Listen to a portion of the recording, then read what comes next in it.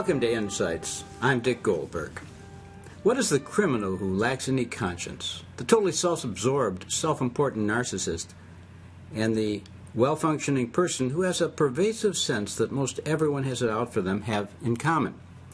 They all may be suffering from the difficult-to-treat disorders called personality disorders. Our two guests today are therapists who specialize in treating patients with these disorders. Dr. Jim McGloin, a clinical social worker, has been in practice and treating them for over 41 years, and he is not slowing down at the age of 70. Also with us is his prized protege, Lesa Fischer, a clinical social worker who's been in practice in 12 years, and he says she's amazing with the very difficult cases. Thanks for joining us. Thank you. Thank you, Dick. In layman's terms, what is a personality disorder? Okay, in order to talk about personality disorder, we have to talk about ordinary and normal so-called people who are flexible and adaptable, who are given to problem solving, who seem to, when there's a problem, come together with others to make things better. But personality disorders are profoundly deficient in their interpersonal problem-solving abilities. And instead of solving problems, they create dramas. Oh. And and dramas are by definition non-productive escalations. So if you have a personality disorder in a family or a couple, there's going to be constant conflict, chaos, distress, and trouble, because they make trouble for the people around them. Now, people listening, what percentage of them might be living with a person who's got a PD?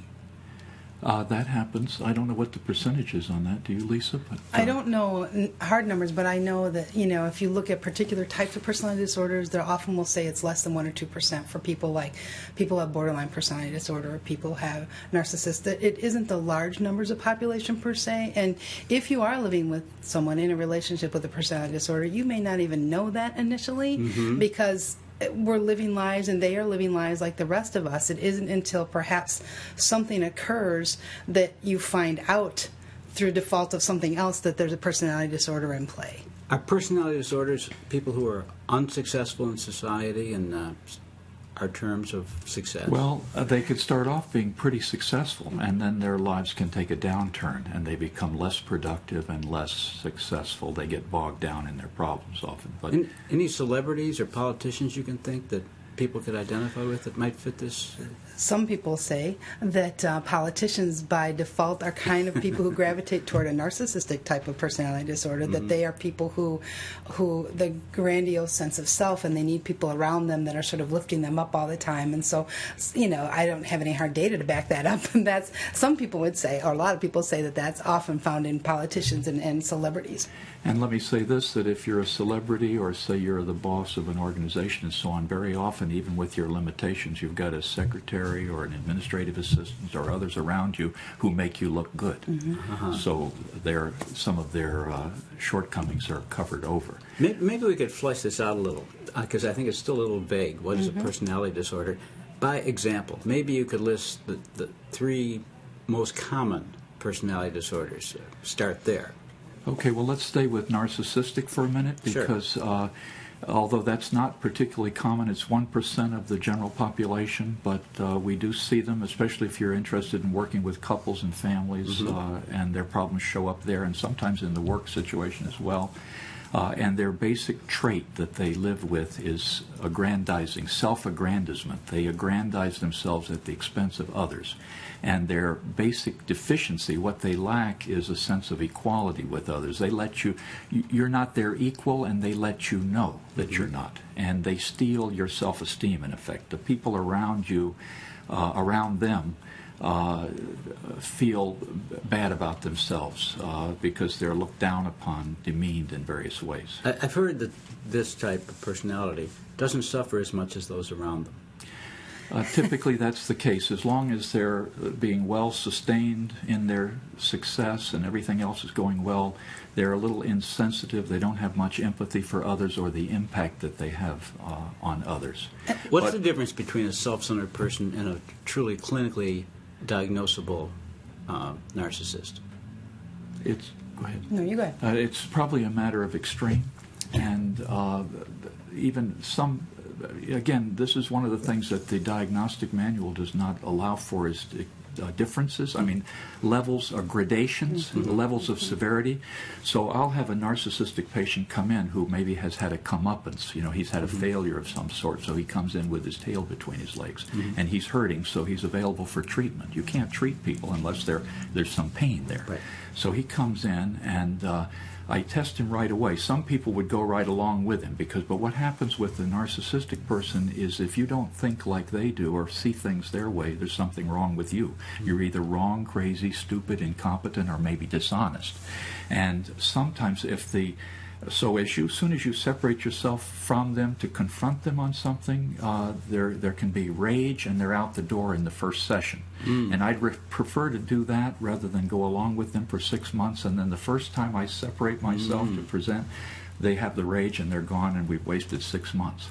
So I prefer to get it out right early to see how treatable they are by how much they can handle the insult of me being a separate person and seeing it differently than they do. And so that's an example of when you have somebody narcissistic who's in an individual situation. So I do a lot of group therapy. And so somebody who has that personality disorder in a group, right, you're going to be able to see that fairly quickly because it's going to always have to be about them. You asked what's the difference, someone who's self-centered versus that personality disorder.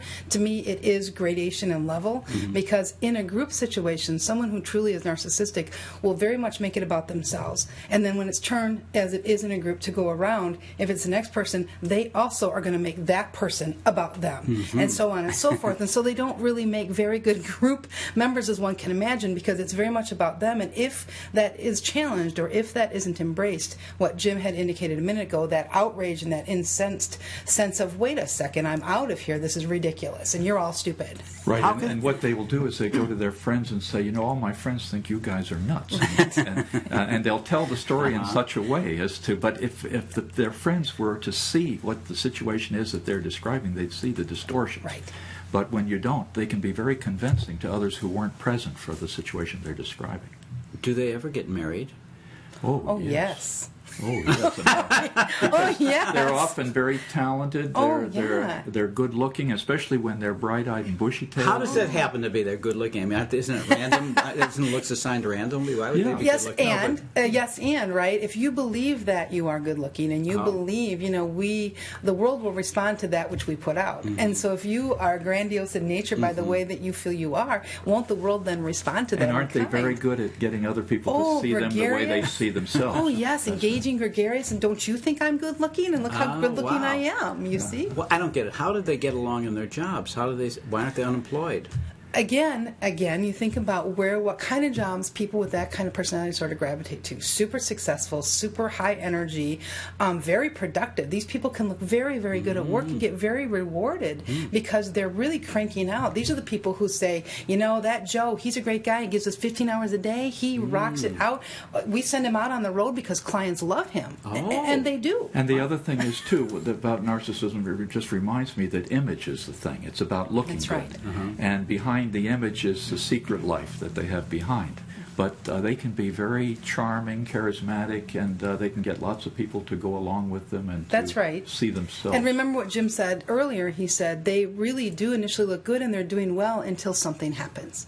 Right? That can't be maintained at that level all the time because life is hard. You're going to run into stuff, and that's often when the personality disorder will present. What kind of thing happens? Oh, anything that happens to any of us. It could be that you hit a rocky spot in your marriage, or you lose that job that you were so good at and got yourself. Why would you lose it if you're so good at it? Does the PD come into play in how you lose it? It might. You know, it might. It might not, right? I mean, but it could. One of the ways it could come into play out is if, again, think about what I was talking about when they're in group. You can imagine getting an evaluation from a supervisor or getting some kind of notice on what you're doing, and if you don't respond to any kind of criticism well, right? If you don't respond to any kind of feedback well, that's perhaps not a job you're going to end up keeping. So this person is very defensive. Yes. They do not take negative feedback well. And in fact, I remember one very prominent director of a chairman of a psychiatry department that people would say, you have to be careful not to wound his narcissism or ruffle his feathers. And in the middle of a faculty meeting, if he felt slighted or triggered in some way, he would get up and stalk out of the meeting, and somebody else would have to take over to run the meeting. How can they last a month in a marriage?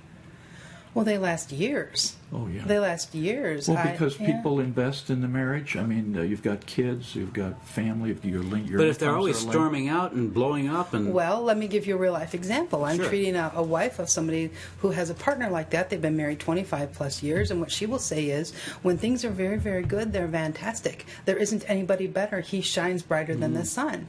And when things are hard, they are horrible.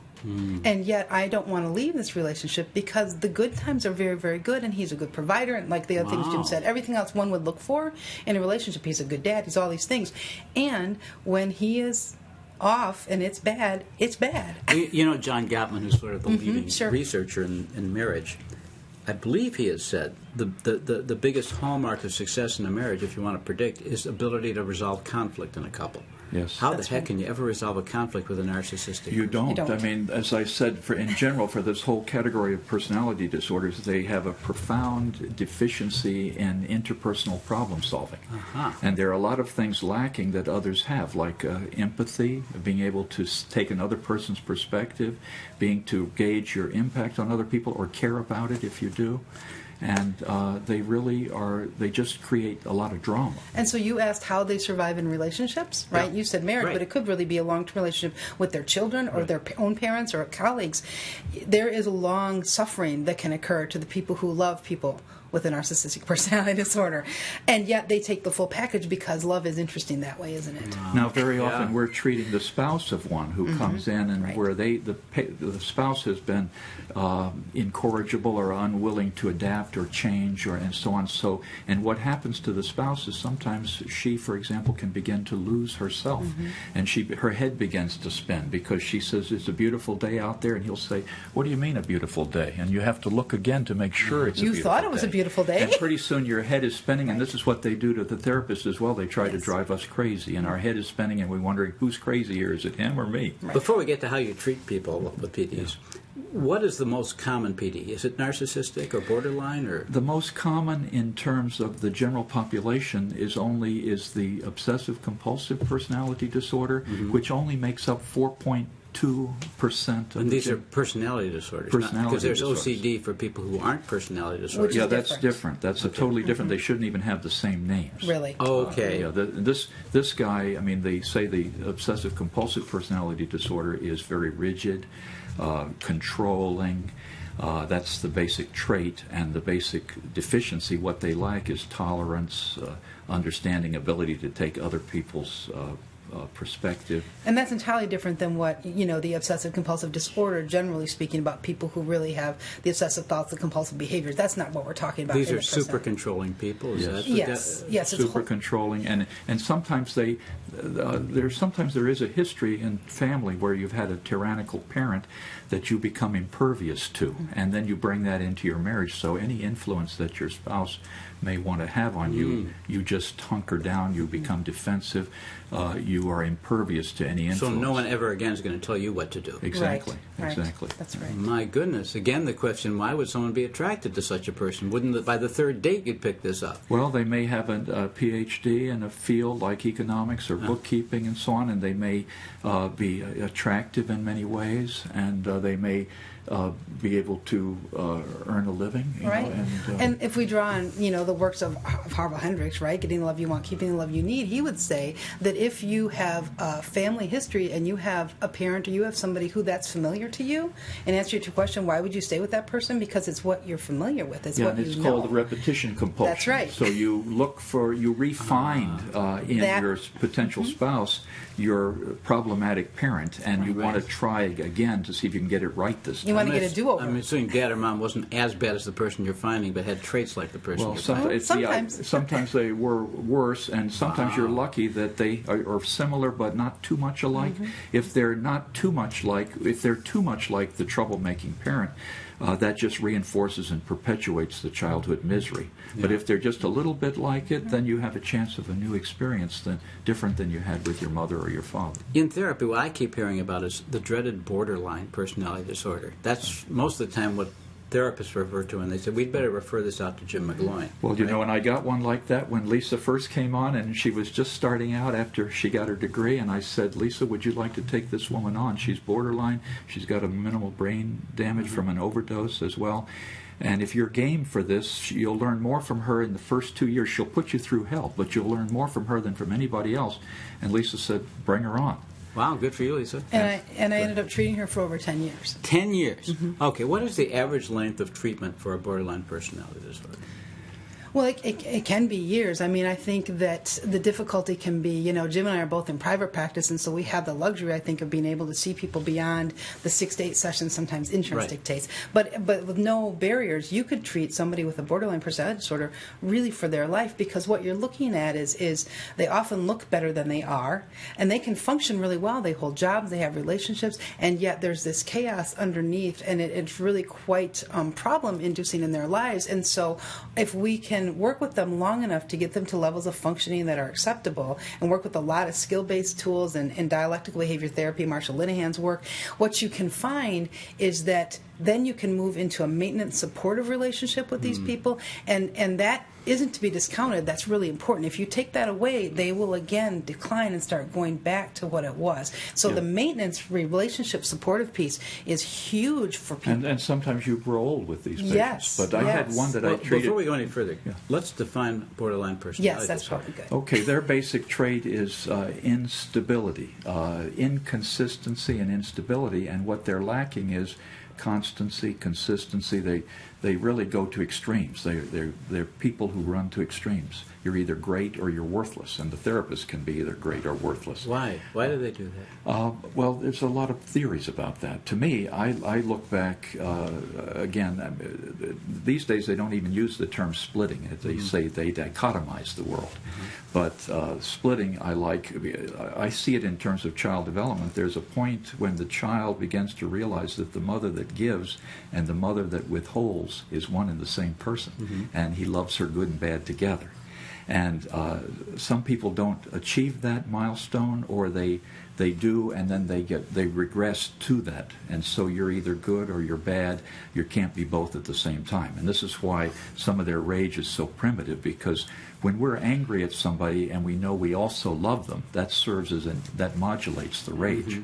But if we're mad and they're the devil himself, the rage is very primitive and very strong. So their swings in relationships with people are kind of wild. Yeah, very much very so. wild. They can adore you, and they can hate your guts. Yes. And I'll have one come, and she's been looking forward to her session with me, and then something happens, maybe I trigger something, and then I'm the devil himself, and I'll say, gee, just think 15 minutes ago you couldn't wait to get here, and now I'm the devil himself. And then what's the response to that? And when they've been in therapy long enough and they have that capacity to reflect and to take this, they laugh and they see the humor and they see it, and then they can pull it together. And when they haven't been in therapy long enough to do that, the response becomes the entire session can be because when I walked through the hallway to get to the session and the patient is waiting to hear, and I might have an exchange with Jim or somebody else, and I walk in, and that exchange that she overheard is enough now to set her off, and she's livid with me. And then she sometimes cannot even come back in the whole hour. I'll have one. Yes. One like this, I would come. If I came 4 minutes late, that triggered her.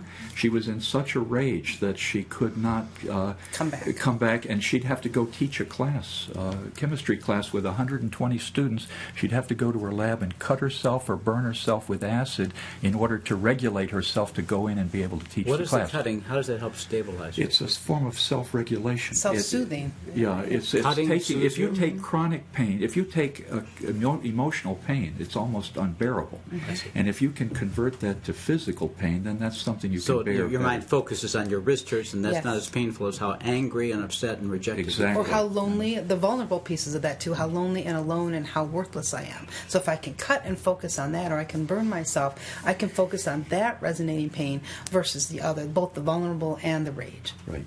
And this accounts for a lot of what happens with all kinds of personality disorders, where they create drama to get away from some of the underlying absence of what's lacking or what these painful stuff. They create big uproars and dramas, and they argue to create feelings in others. And the thing about borderlines is that they transmit to you their own feelings. So you have to be good at regulating yourself, and most therapists don't want to treat these people. Right. I've been treating them for 40-some years, but mostly people wouldn't touch them with a 10-foot pole because of you want to kill them.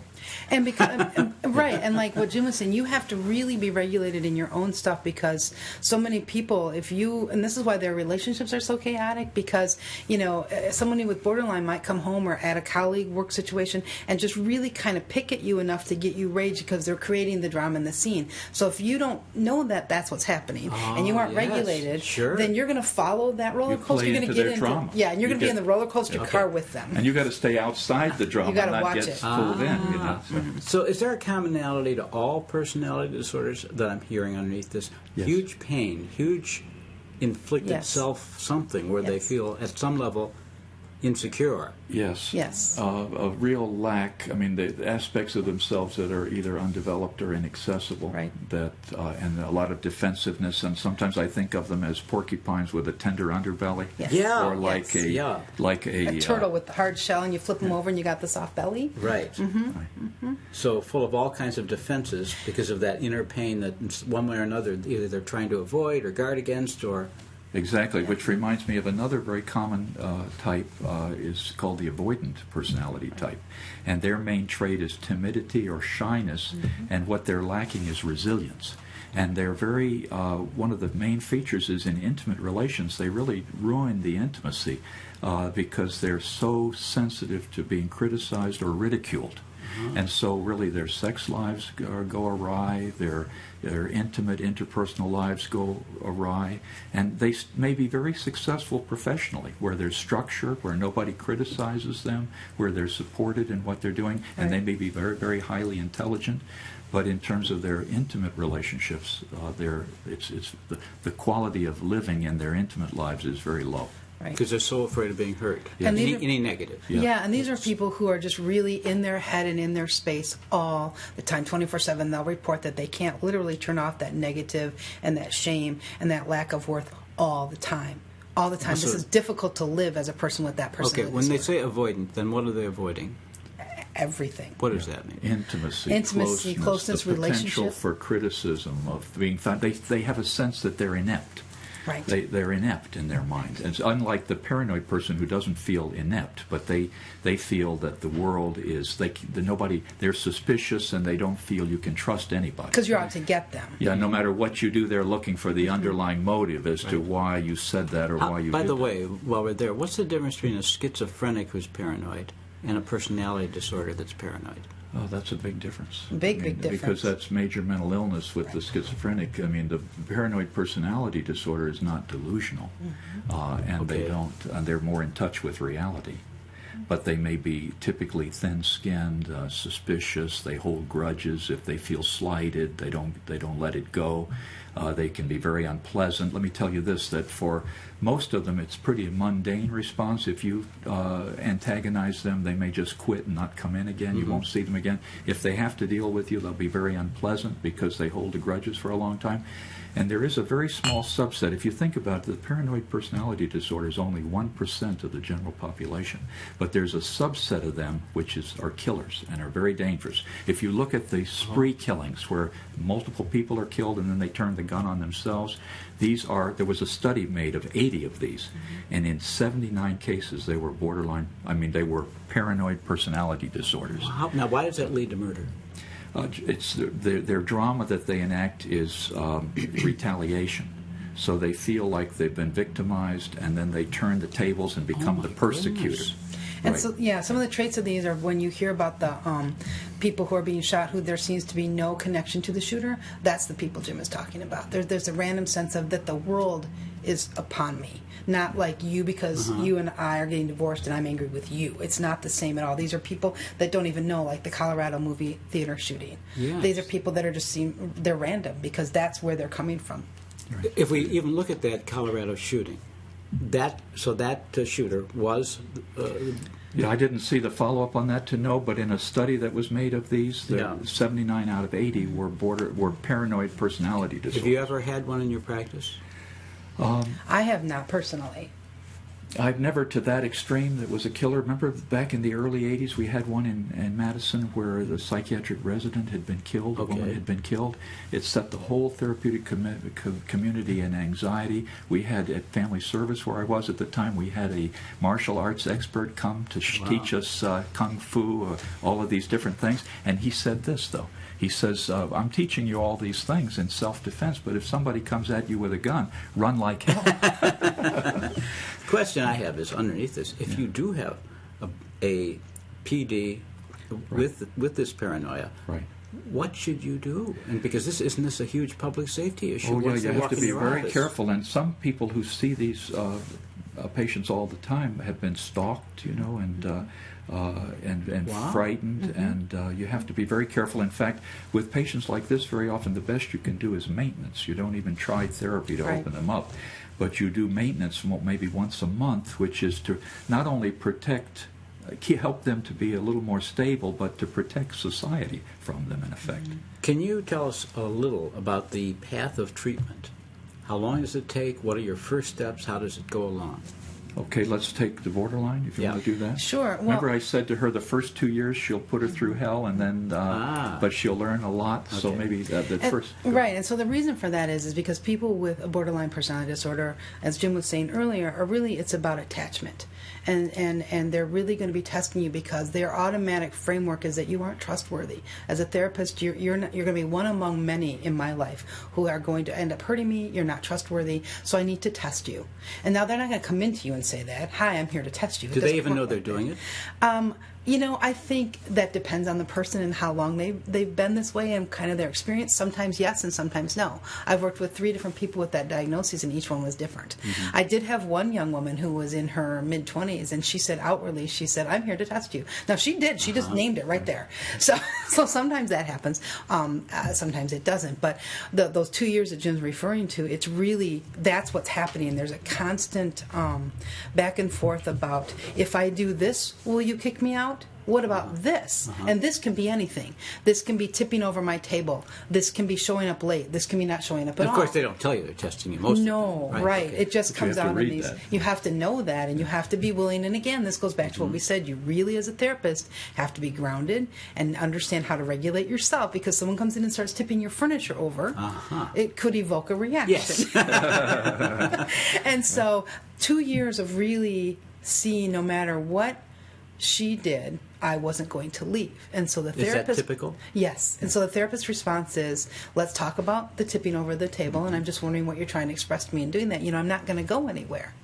Let's talk about that today and again in 2 days when I see you again. And so on and so forth. And so the reassurance of the therapist, that's really what you're doing for 2+ years, really initially was, I'm still here. I'm still going to be here. And really, it's interesting because Marshall Linehan, who's developed this dialectical behavior approach, which is basically a problem-solving approach. It's block the drama, which she calls therapy interfering behavior or life-threatening behavior. You block that, and then you teach them to problem-solve. But what I'm hearing is you have a long period of building trust. Yes, which is called the acceptance period. You have to be able to accept quite a lot, you know, with them. You do. You're not. Yeah, your focus is not on change. And they have to learn point. you're not going to run away on them. Right, Exactly. and then they develop you as a constant object in their life, an object of constancy, and they believe that. They accept you good and bad together. And then the therapy shifts radically to, because now that they believe that with you, now you can begin to talk about everything that's going on in their life that having this diagnosis can present and cause problematic. And so then what happens next is they just love you as a therapist, and they want to, if they could take you home in their pocket, that they would. And you've heard Jim has shared stories with me about some therapists from decades ago where they would, one therapist in particular, he took them on vacation and set them up in a room opposite with he and his family because he knew that his patient would be so dysregulated that he would be able to enjoy his vacation. There's not much done like that anymore. No. But if you could, that's what they want. They really just want to come live with you, and so there's lots of also, if I can just just give an example with this one, what I referred to Lesa in the beginning. You know, there was a time after the 2 years had passed and she was really established with Lesa, and I was leaving the office, and Lesa said, I cannot get her to agree to a safety plan. She tells me she's going to kill herself herself when she leaves here. So I said, okay, let's do the consultation right in the doorway where she can overhear this. And I said, listen, if she's going to kill herself, that's her right, but let's not have her do it on our time. Just make sure you discharge her as a patient before you let her go. And then the patient overheard this, and she was furious at me. That fucker, and then Lesa was able then to re-establish rapport and connection. And it was the two of them, and for some time I was the bad guy, and Lesa was the good guy. And it was only some years, after a few years, that she began to love me too, because I advocated for her in a number of instances. And the little time we have left, once you go through that period, it could be as long as 2 years to build trust. Yes. Then the rest is teaching them how to cope with the world. Well, that's right. That's where you can get into real therapeutic actions, change and skill sets, and you can send them can become part of a skill-building group with other folks with borderline. It's very exciting. Very exciting. Okay. And for those who are listening and want to learn more, who might be a partner to a person with a personality disorder, any particular resource that you can direct them to that would be helpful? Okay, Lesa, what? Well, I think, again, any off the top of my head. The one I think of is a book called Imbroglio. Yes. There are a number of books. I mean, actually, you can these days just Google borderline personality disorder. Oh, sure, but your favorite there was what? It's called Imbroglio. Imbrogio. Oh, okay. Imbroglio, because they stir you up, and I can't remember the author right now. Google that and you'll get to it. Yeah. Well, we could talk for a long time, but true. It's very informative, and I very much appreciate your joining us. That's Dr. Jim McGloin and Lesa Fischer, and I hope you'll join us on the next edition of Insights.